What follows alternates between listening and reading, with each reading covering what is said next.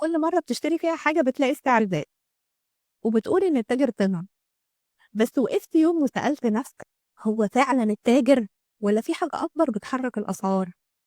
النهاردة هقول لك الحقيقة اللي محدش بيقولها لك، وهتفهمها بأسهل طريقة.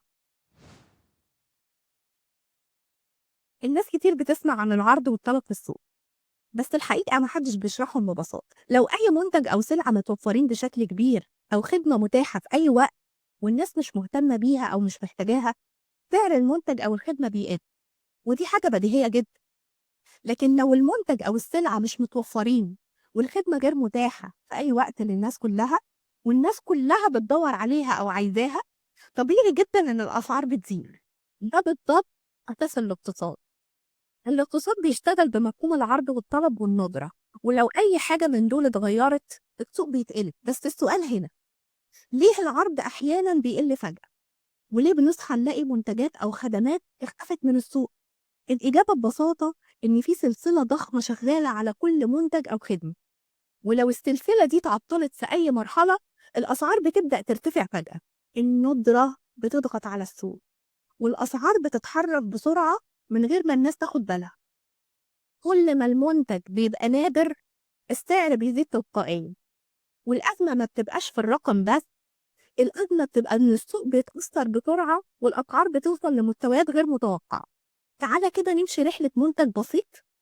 تي شيرت اشتريته بمبلغ معين، تفتكر جه منين؟ اتصنع فين؟ مين اشتغل عليه لحد ما وصل لك؟ ممكن تفتكر انك اشتريته من محل في اي مول وخلاص، او حتى اشتريته اونلاين. الحقيقة انه عدى مراحل كتير قوي، وكمان في عشرات من الاشخاص اشتغلوا عليه قبل ما يوصل. لو حابب احكي لك القصة بتبدأ من الارض، يعني من اول موارد طبيعية ربنا سبحانه وتعالى من علينا بيها ووهبها لنا، ودي اسمها المصادر الطبيعية، سواء مية، معادن، منتجات زراعية أو بترول أو أي شيء. القطن على سبيل المثال اتزرع في الهند أو في مصر، والمزارع اشتغل شهور عشان يوصل لك خام نظيف. القطن اتجمع واتنقل للمصنع، يمكن يكون المصنع في تركيا على سبيل المثال، وبعدين دخل مرحلة التصنيع. بعد التصنيع اتعبى واتشحن واتنقل عن طريق البحر أو الجو لأي ميناء، سواء في مصر، في بلد عربي، في بلد أجنبي، أيا كان. وبعدين اتخزن في مخزن تابع للشركة واتدفع عليه تكاليف الإيجار والكهرباء والموظفين وغيره. بدأت الشركة عملية التوزيع لمحل البيع واتعرض أونلاين. لو في أي لحظة من اللحظات دي حصل تأثير أو خلل أو عطل، يعني لو المزارع مثلا اتأخر في تسليم القطن المصنع هيقع. لو الشحن البحري أو الجوي اتعطل المينا اتزحمت. لو الجمارك اتأخرت في التخليص طبيعي جدا التخزين والأرضيات والضريبة هيزيد سعرهم. سعر البنزين لو زاد الشحن غلي، الدولار ارتفع التكلفة كلها زادت أضعاف. كل تأخير أو زيادة في أي مرحلة أنت اللي بتدفع الثمن في الآخر.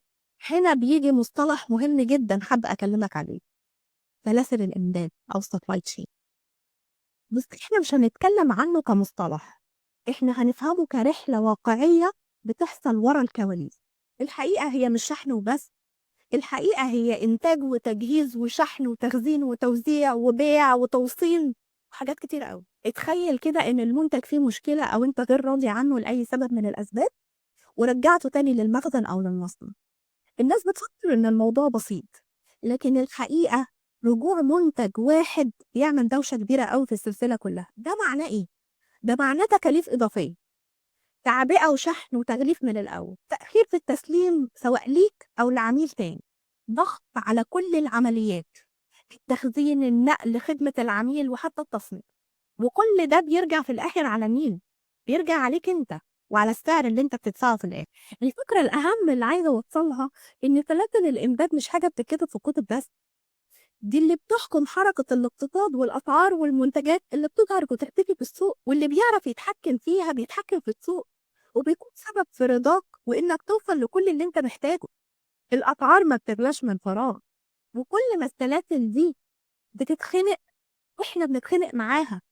لو حصل فيها خلل الخلل بيساوي أزمة، وانت كمستهلك اللي بتدفع الثمن طول الوقت. فلو عايز تفهم فعلا مش بس تشتكي، وتفهم ازاي السوق بيتحرك وامتى تاخد القرار انك تشتري وامتى تستنى، لازم تعرف يعني ايه سلاسل امداد. اشترك في القناة وفعل الجرس، وخليك معانا في رحلة سلاسل الامداد، الرحلة اللي هتكتشف فيها ان سلاسل الامداد مش مجرد علم في الكتب، دي لغة سوق وعلم حياة.